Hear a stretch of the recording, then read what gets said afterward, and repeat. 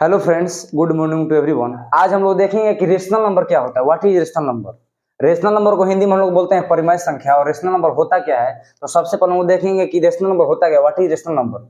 A number in the form of p by q where p and q are integer and q does not equal to 0 is called rational number.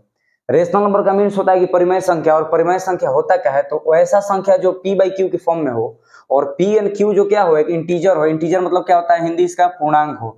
p and q क्या हो, एक पूर्णांक हो। और q does not equal to क्या हो, 0 हो। इसको रेशनल नंबर।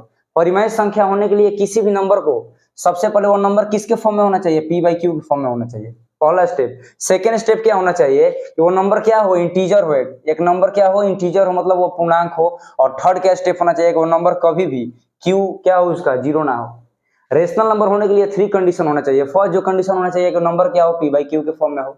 सेकंड कंडीशन क्या होना चाहिए कि वो नंबर जो इंटीजर हो। और थर्ड जो कंडीशन होना चाहिए क्या, कि जो नंबर हो वो कभी भी q क्या हो, उसका 0 ना हो। उसको क्या बोलेंगे हम लोग, रेशनल नंबर बोलेंगे। हिंदी में क्या बोलेंगे, परिमेय संख्या बोलेंगे। अब आते हैं, देखते हैं कि रेशनल नंबर का एग्जांपल क्या क्या हो सकता है। पहला एग्जांपल रेशनल नंबर का 2/3। ये 2/3 क्या है, रेशनल नंबर है। आप लोग बता सकते हैं कि सर रेशनल नंबर उसको बोलते हैं जो p by q के फॉर्म में हो। तो p by q के फॉर्म में है, पहला स्टेप ये क्लियर करता है। सेकंड स्टेप मेरा कहता है कि p और q दोनों क्या हो, इंटीजर हो। ये इंटीजर है दोनों, हाँ इंटीजर है। और थर्ड कहता है कि q कभी भी क्या नहीं होना चाहिए, 0 नहीं होना चाहिए। इसका q देखिए तो p हो गया ये, और बाई q हो गया है, तो q कभी भी 0 है, इसका q3 है, तो ये क्या हो गया, ये रेशनल नंबर है। वैसे 4/9 ये भी क्या है, रेशनल नंबर है। 5/0 ये रेशनल नंबर है कि रेशनल नंबर है, ये रेशनल नंबर नहीं है। क्यों, क्योंकि p by q के फॉर्म में होना चाहिए और q does not equal to 0। इसका देखिए तो 0 है।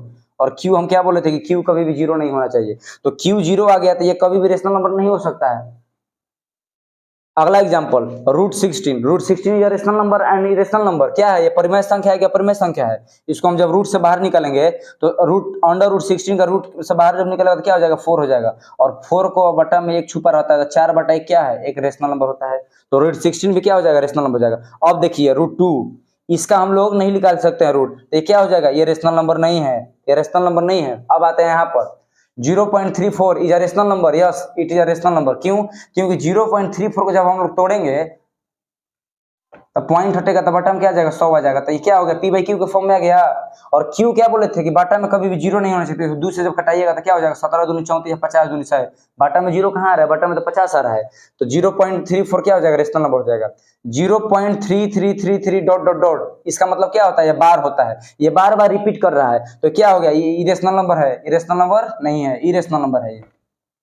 22/7 ये क्या है, रेशनल नंबर है। और पाई जो होता है, मेन इंपॉर्टेंट यहाँ पर आपको फंसाएगा यहीं पर कि पाई दे देगा और पाई पूछेगा कि रेशनल नंबर है कि इरेशनल नंबर है।